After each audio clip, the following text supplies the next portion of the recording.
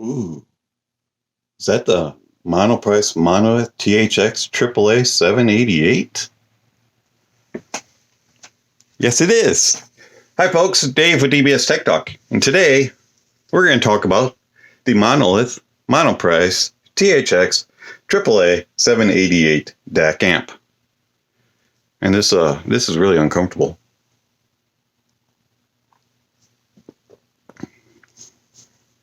Let me get in a more comfortable position, unless you guys want me to do a review like this. No, this is going to be a long review. I don't think so. Hang on.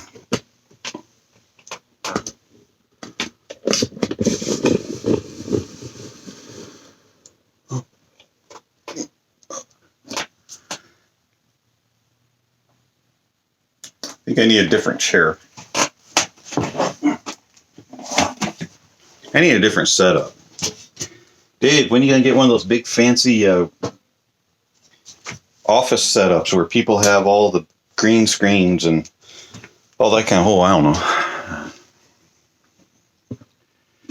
When somebody gives $1 million to the channel, then we'll get one of those fancy office setups.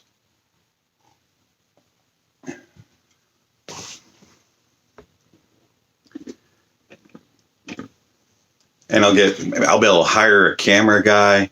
I'll be able to hire a writer. And,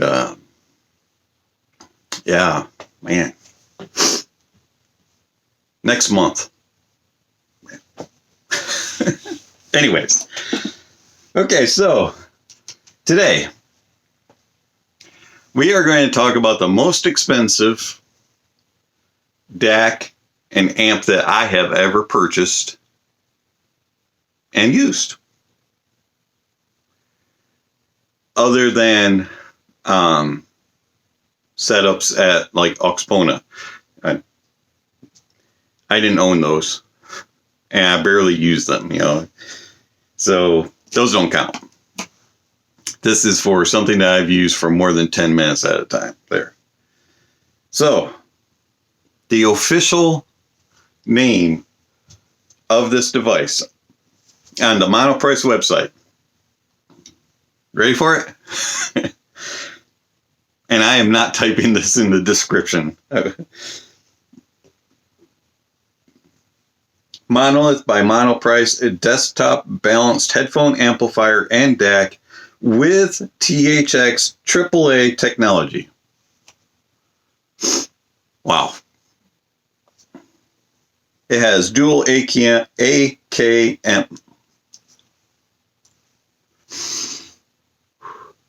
Okay, you see this right here? I can't adult today. Yeah, that's me.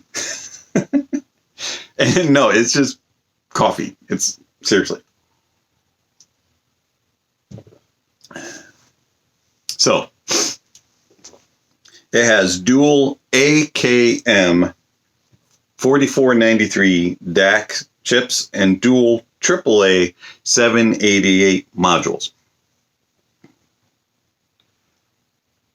I've never had anything that has dual stuff in it before, so that was kind of interesting.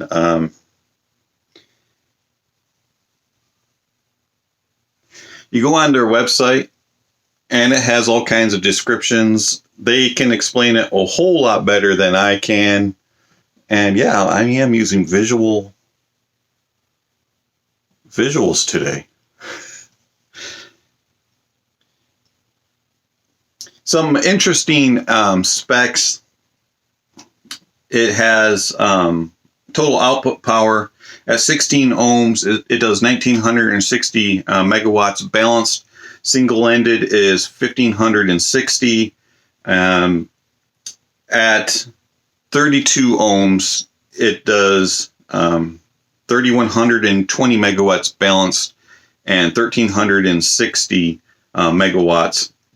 At 150 ohms, it does 1160 megawatts balanced and 290 megawatts single-ended. 300 ohm is 580 megawatts balanced and 150 single-ended. And then at 600 ohms is 290 megawatts balanced and 73 megawatts single-ended. So it's a fairly powerful amp. It's not as powerful as the competition THX 789 that Drop is offering, but it is still pretty powerful, and it is enough to power the majority of headphones out there. You're not going to get HE6 and HE5 levels of power like premium, top-notch power outputs, but you are going to get quite a bit. And I can drive my HE560s very easily with this, so no issues there. At all balanced. Kitty, stop touching the camera.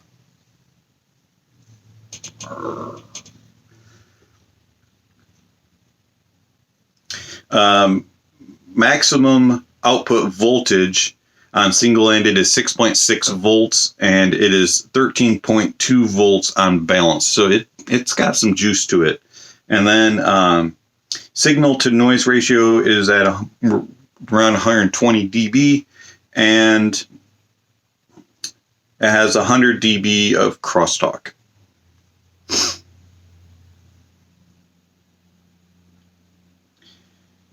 Let's take a look at a couple pictures for you. And I would take this out of its parking spot on my desk, but it's very hard to get back into place and hook up and all that, make sure I have it all proper. So she's going to stay there today. As much as you would love to see me disconnect it and all that, I'm sorry, I'm going to leave it be. I'm going to show you pictures on my Surface instead. So this is the front of the unit. And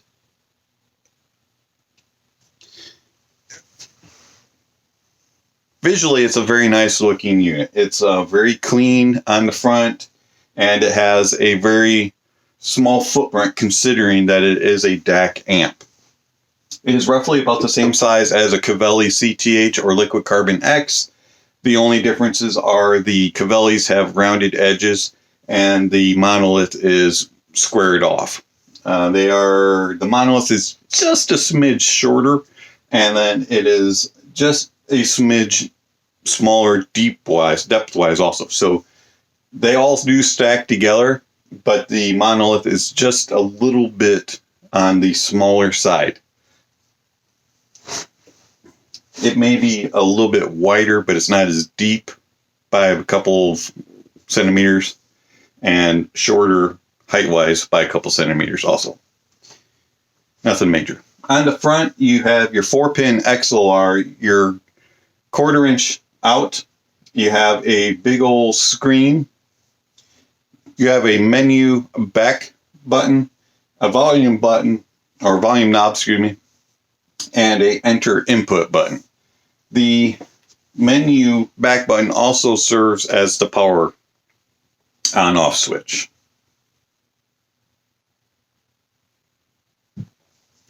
Let's get to the back side of the unit.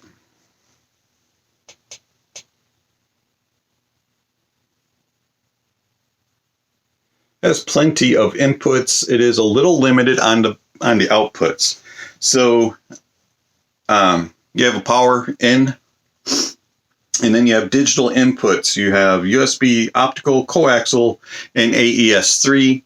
And then on the analog side, you have analog in and analog out, and you have balanced in. There is no balanced out.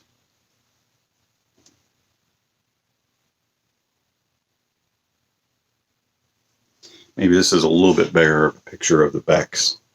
Ooh, get that glare out of there.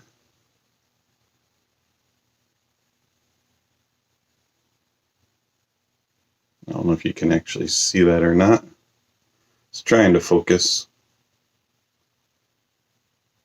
All right, anyways, enough of that. Their website explains a ton of stuff. So, if you are curious about anything that I do not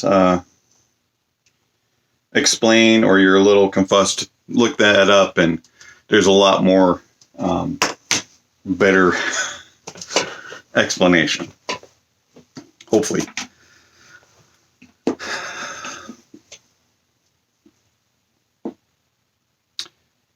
Build-wise, this thing's top-notch. It is the best built, best feeling amplifier DAC that I have ever felt. It's very smooth, feels nice and sturdy. It's got a nice girth to it. It's not like picking up a brick, but it is heavy enough that it doesn't float around on your desk when you push in your headphones.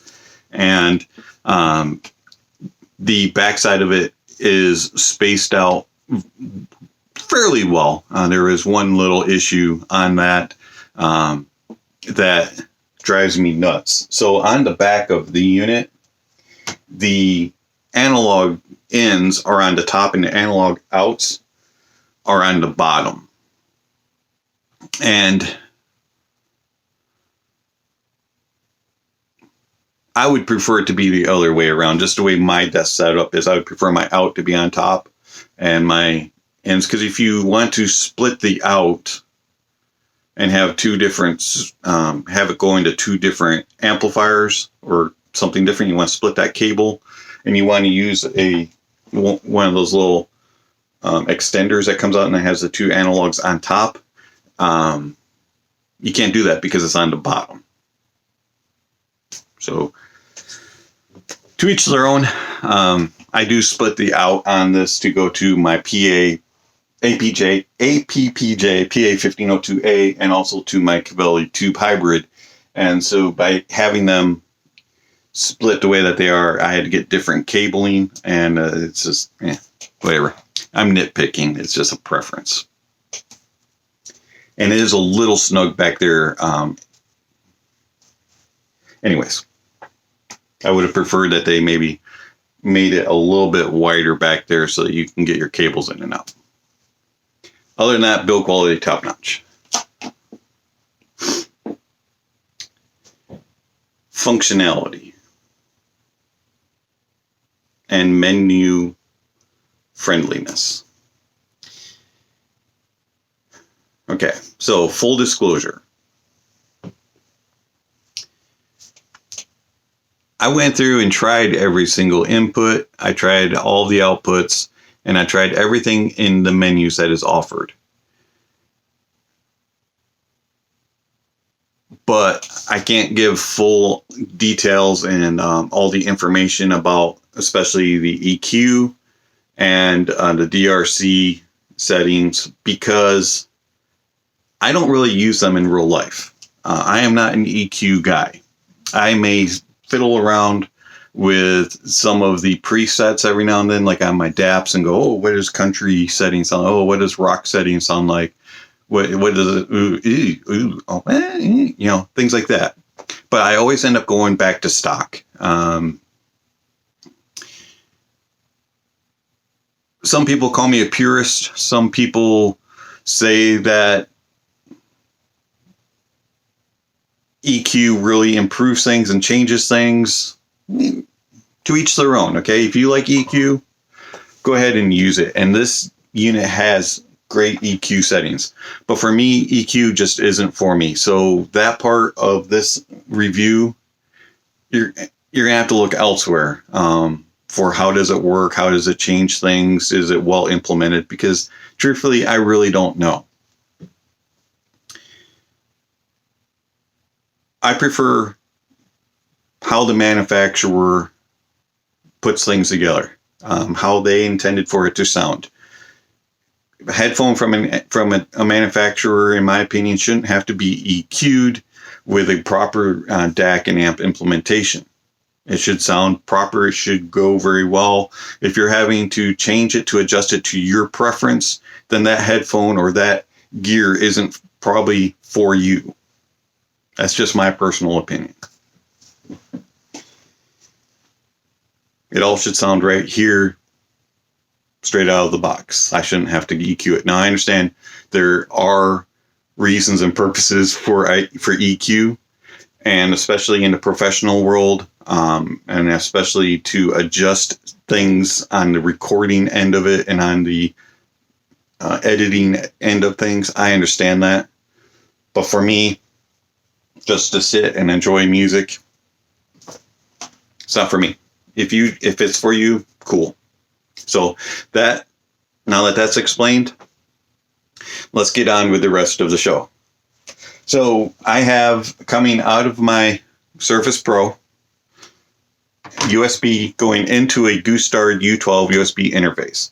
On that interface, I have AES3 coming out and digital inputting into my Monolith. I did try coaxial, I did try SPDIF and RCA.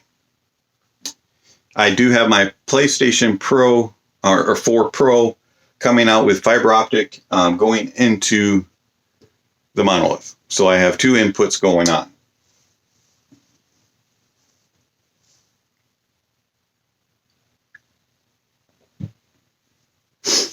At one point, I did have the Geshelli Labs also going into it via balanced. I also have tried it with RCA.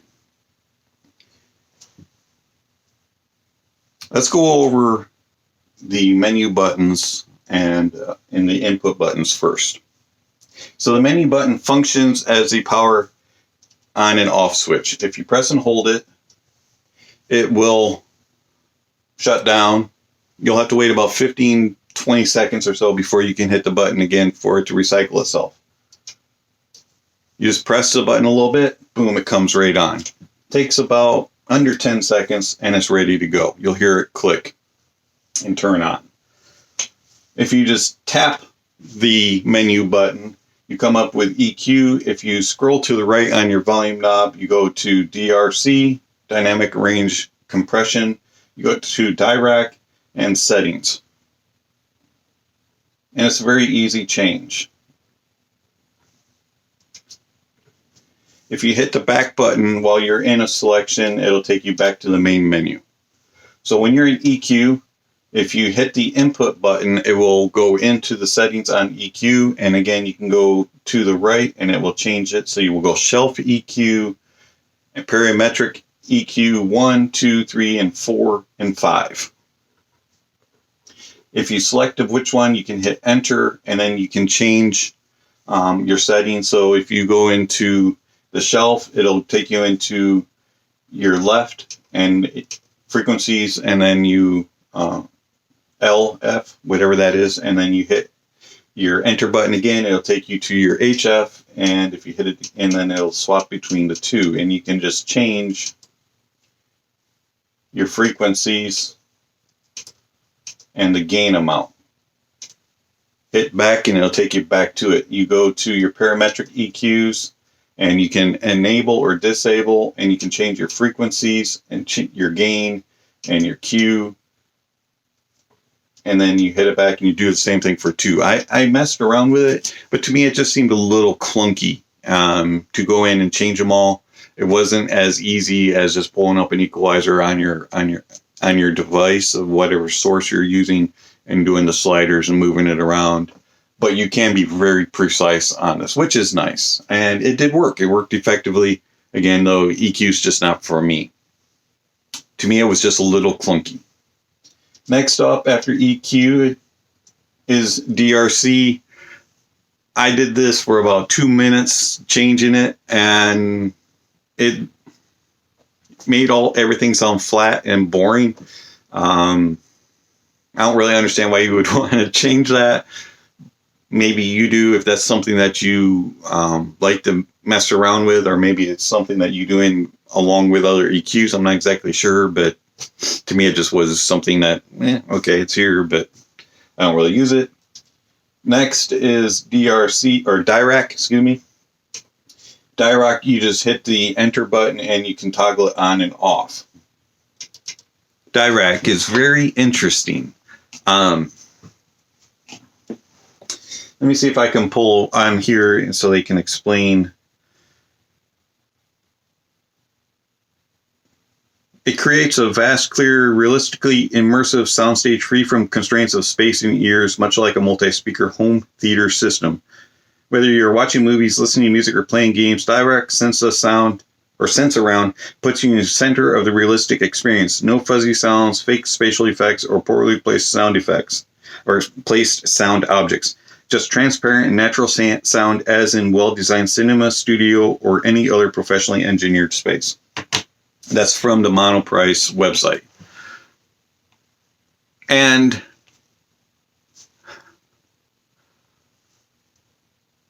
I like DAC for gaming and for watching movies. When I have my PlayStation 4 Pro, PS4 Pro going on, and I have Netflix streaming, or I have music streaming from there, or not music, I have a game playing from there, or things like that. It was really, really cool. It really was immersive, and then you got this feeling of knowing where all the sounds came from, where specifically they were placed, and how clean and clear everything sounded. You didn't get all of that extra bass and all the extra sound effects kind of muddying up the sound. I mean, you sound like, man, this is a really good sounding movie or game, but it was too much of the explosions, too much of the booms and the crashes and the flashes and all of that. Whereas when you put DAC on, it kind of mellows out those extra sound effects and gives you the true placement. So if you're playing Battlefield 1, you hear people shooting at you, you know exactly where it's coming from. You can place it a lot better because the gunshot isn't like boom, and you're hearing all of the sound effect from the gun overpowering it. You're hearing preciseness of where the gun's coming from, not just, hey, there was a gun that shot. So it's kind of unique in how that it kind of dulls that sound out and makes it more clean and clear for the stuff that you actually need to hear. I don't know if that makes absolutely any sense whatsoever, but it makes gaming is perfect for DAC. Music wise, it's strange. It like took everything that makes music sound full bodied and smooth and pushes that towards the back and takes the vocals and the presence directly in front. But I like to be able to get the full body sound a little bit more. And so it was just different. Highly recommend you play around with DAC. You may or may not like it, but it is a unique experience. And especially for gaming, it really does work very well. Wish I could explain it better. Sorry. I'm not much of a gamer anymore. And but I did have a friend come over. In fact, he's a subscriber of the channel, and he used DAC and absolutely loved it when he was playing BF1. And he was actually using the full cal Elexes at the same time playing, and he just said they just sounded insanely good. And he preferred it over his Razer headphones. So, anywho, that's DAC. Next up is settings. If you click on, you can disable EQ. And so I do that because I don't use EQ. I just disable it. And then you go one more click on there and you go to output mode, and you can change from line out to headphone out. And then you have DAC filters, and for me, the DAC filters didn't really make too much of a difference. I didn't really notice any difference. You might have a different experience with this, but for me, it was very subtle, and normal was my preference. The other ones didn't. I could barely hear a difference.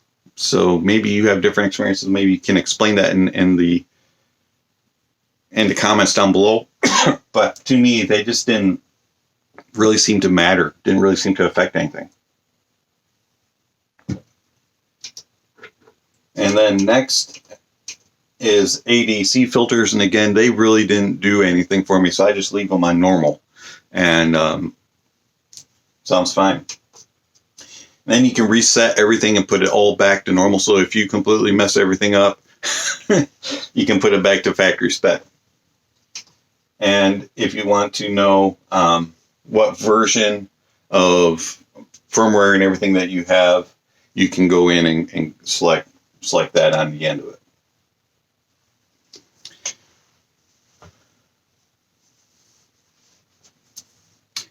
Menu-wise, it's a little clunky. In order to go from headphone to line out, instead of just plugging in your headphones and turning off your outputs or anything like that, you do have to go into the settings and manually change it. There's a little frustration there, but it does protect your gear so that you're not overpowering things at the same time. So that is kind of nice.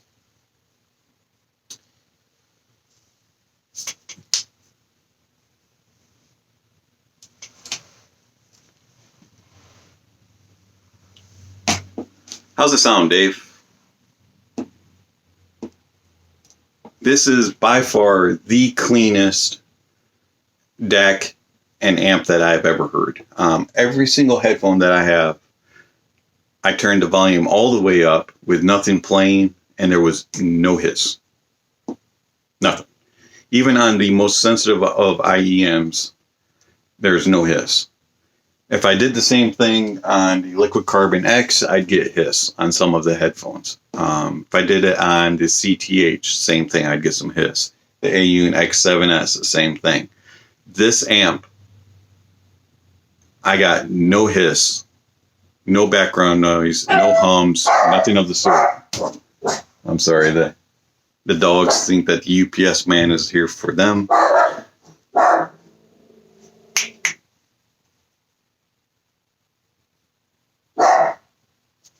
Puppies, it's okay. Hey, puppies. Maybe they quit. Maybe. So, anyways, cleanest background I've ever heard on an amp and on a DAC. Sound-wise, it's very clean and clear and very analytical, but not boring. It has a nice musicality to it, but it's still natural to the sound of the music or of the recording. And it still shows off bad recordings as being, hey, you know what, this was recorded badly. You have squelches here, you have peaks here, you have crackling here, you have this, you have that. But it doesn't throw all the details into your ears and make you want to shout and scream in pain. It does it very nicely and very effortlessly and extremely comfortably. This is a very musical amplifier, but also at the same time, the DAC is very analytical and very clean and clear. And the THX technology definitely comes through in showing that, you know, hey, this is how sound should truly sound. It is a great sound. Bass is very impactful, very true, and then the timbre on each and every note is very smooth and clean, it's quick and it's fast, and the mids are romantic and very lush sounding and very full sounding, and then the treble is clean, it's clear. There's no distortion, there is no peaks, there's no responses that you're shrieking your shoulders and pulling your ears back from. It's just a beautiful sounding amplifier. Best sounding amplifier that I have. Has plenty of power, powers everything from my simplest of simple IEMs, the advanced S2000s, all the way up to my high feminine HE560s. Has plenty of power for everything and no problems whatsoever, along with the ZMF Classics that are extremely hard to power also. It has plenty of power and no issues whatsoever. Speaking of power, it does have one really bizarre little quirk about it. And that is, if you have sound going through it, overcurrent protection kicks in, and it will shut off or turn on, and you'll have to wait about 10 to 15 seconds before it kicks back over and starts playing music again. So if you have music playing and you want to either change from the 1/4 inch to the XLR or swap headphones, hit the pause button first, change your headphones, and get back in. That should be something that you do anyways on no matter what amplifier you're using. But for this one, if you don't already do that, this one will give you great practice at doing that. All right, so let's talk about some of the other differences on this amp. Line out is very nice. It will take the DAC from this and put it to various amplifiers. I have it split, so it goes to the APPJ and also to the CTH. And it does a very nice job. You use the volume knob as a variable power, so you can go all the way up. I usually go to 0, that way I just have the maximum amount of power going through it. And then I tweak my volumes on the amps. And it sounds wonderful and beautiful on both of them. No issues whatsoever. Single-headed wise, it just sounds great, has that lush THX sound to it, and it is a great pairing for those. Also, I have it going to my Liquid Carbon X, and it really works well with the Liquid Carbon X. The inputs coming in, I use the Geshelli Labs Enoch 2 Pro balance going into it. Worked just fine, no issues there. And the way that you change it, you just change your inputs. If you hold down on your input button, you'll see that you have USB, well, actually, hold on, USB, AES3, coaxial, optical, XLR, and RCA. So RCA, XLR, optical, coaxial, AES3, and USB. I use AES3, obviously. So if I was going to use my PS4 Pro and play it off of my Monolith, I would just go in, change my input to fiber optic, and then I can use my DIRAC, play games, and just sit back and relax and be amazed at the awesome abilities of the THX. One thing I did notice, though, and that's on the input, and this could just be limitations of the Geshelli, or maybe it's something in regards to the internals of the 788, I'm not sure. But when you change over from using the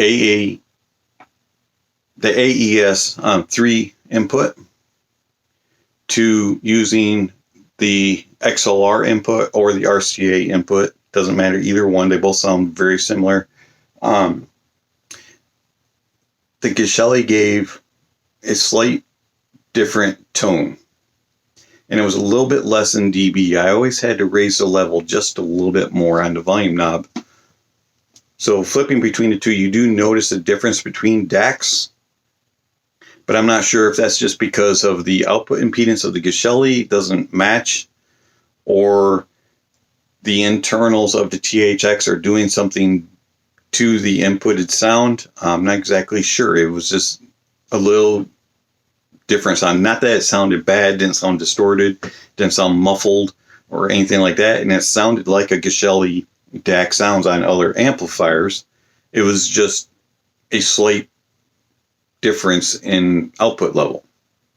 But you could definitely tell there was a clear difference in DACs being used.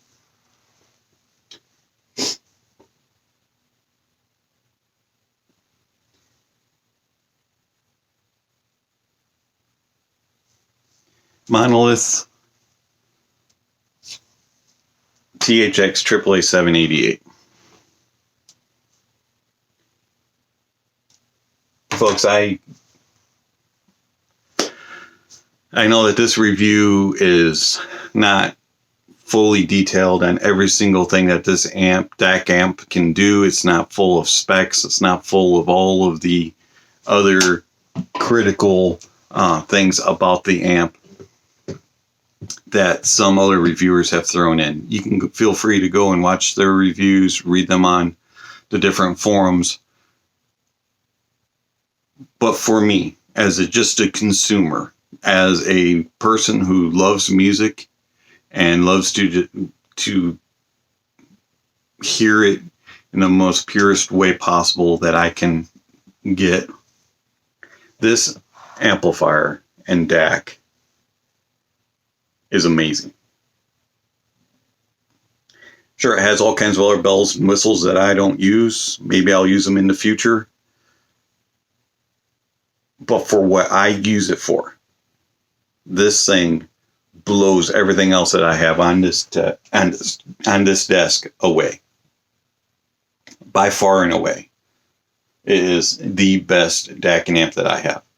This is my new benchmark for testing equipment. Headphones all sound amazing on it. I have not had one that does not sound good on this DAC amp. All the other amps, there are certain headphones that may or may not match up with it and have good synergy. That one has good synergy with everything. It's that good. And I really, really enjoy it. Since I've gotten it, there has not been a day which I didn't listen to it, except for when I was out of the country. And yeah, I wanted to take it with me. But I am not going to put that into a suitcase and fly across the ocean with it.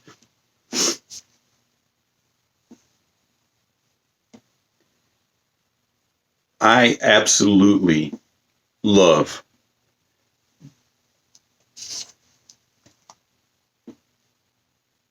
the Monolith by Monoprice desktop balanced headphone amplifier and DAC with THX AAA technology. I now understand what people are saying when they say you haven't heard an amplifier until you've heard an amplifier with THX technology. I understand the difference. At least in this price point. It's that good. It's that clean. It's that clear. It's that detailed. It's that much more. Everything else sounds good. This one sounds great. Currently right now on Monoprice, this is on sale for $449.75.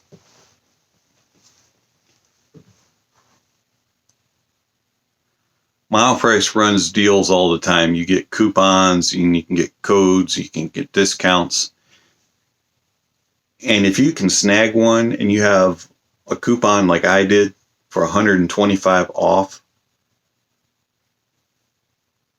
this is well worth it. It's worth it at full price, but it's just a greater value deal if you can get it with one of those coupons.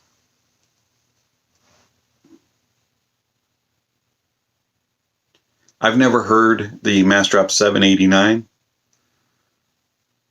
but it doesn't have a DAC. Yeah, it does have a little bit more power. And it has a couple different features. But if you're looking for something that's integrated and has both a DAC and an amp, you can't go wrong with the Monolith.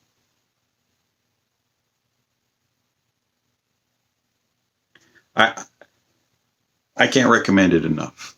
I am that happy with it.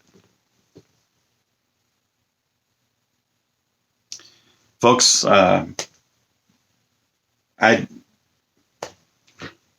don't really have anything else to say other than, the couple quirks. The semi-slow volume knob, you kind of just have to learn how to play with it. And once you kind of get it in a place of volume and you just adjust it slightly, it's no big deal. The quirky buttons for menu and input, yeah, it would be nice if it had a remote. And it would be a little bit easier if you didn't have to go through all the various different steps within each setting. But hey, it is what it is. The interesting way of having to change between headphones and line out, it's kind of frustrating, but you can get used to it fairly quickly. And the lack of balanced out, if you wanted to take it into a balanced amplifier, yeah. But hey, those are a few negatives versus all the positives that this amplifier gives.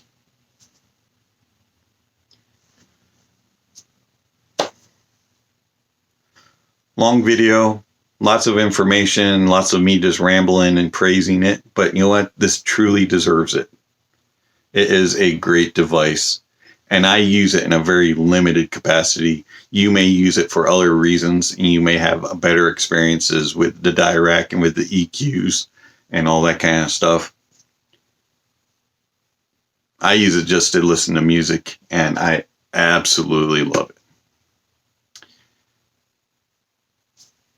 2 thumbs high, plus pointers, plus middles, plus indexes, and plus pinkies. All of them. Okay? Thumbs ups. Can't give it enough praise. This is a great DAC amp. This has been Dave with DBS Tech Talk. Thank you for watching, and I'll catch you on the next video.